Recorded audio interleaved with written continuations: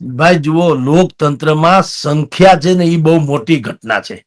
જી જી પાટીદારોનું એવું છે, મેં તમને કીધું એમ 54 થી 57 બેઠક સૌરાષ્ટ્ર કચ્છની છે. એમાં તમારી જાણ 47 જેટલી કે બેઠકો જે છે એમાં પાટીદારો, એમાં અમુક 23 જેટલી બેઠક તો એવી છે કે પાટીદારના કુકડે જ હવાર થાય છે, બાકીમાં પણ એ નિર્ણાયક ઓલામાં છે. તો ઓકે પાટીદારોને રીઝવવા કારણ શું છે? ઓબીસી, કોંગ્રેસે ઓબીસી ચહેરો ઉતાર્યો, ભારતીય રાઈટ જનતા પાર્ટીએ પણ ઓબીસી ઓબીસી ચહેરો છે સંગઠનના જી વડા તરીકે ઉતાર્યો. ભાઈ હમ જગદીશભાઈ વિશ્વકર્મા, અહીંયા અમિતભાઈ બિલકુલ ચાવડા, રાઈટ. બિલકુલ ઓલે પણ ઈસુદાન ઓબીસી ચહેરો છે, આમ આદમી રાઈટ પાર્ટીનો. ત્રણેય સંગઠનમાં ઓબીસી ને મગજમાં રાખીને એવા ચહેરા ઉતાર્યા કે હવે ઈ ઓબીસી ની કારણે જેટલે બિલકુલ બધા પાટીદારોને અહીંયા અછોવાના મંડ્યા કરવા. પણ તમારી હમ જાણ ખાતર આ બધા છે ને, ભલે તમે ગમે એમ એને કે કયો, હવે જનતા કઈ મૂર્ખે નથી.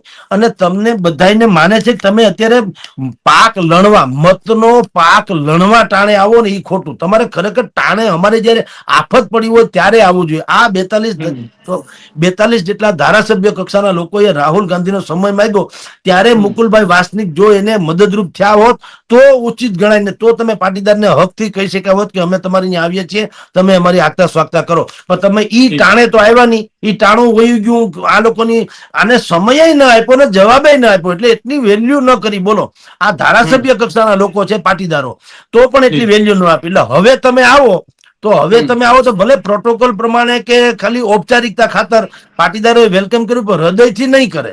એનું કારણ આપણે ગામડામાં કહીએ છીએ ગોપાલભાઈ કૃપાલસિંહ કે ભાઈ ટાણે આવે તો થાય વધામણા, ટાણે આવે તો થાય વધામણા, અને કટાણે આવે ઈ કલંક, અને વખત સાચવે ઈ સાચા, પછી રાજા હોય કે રંક. તમારે મોકે આવવું જોઈએ.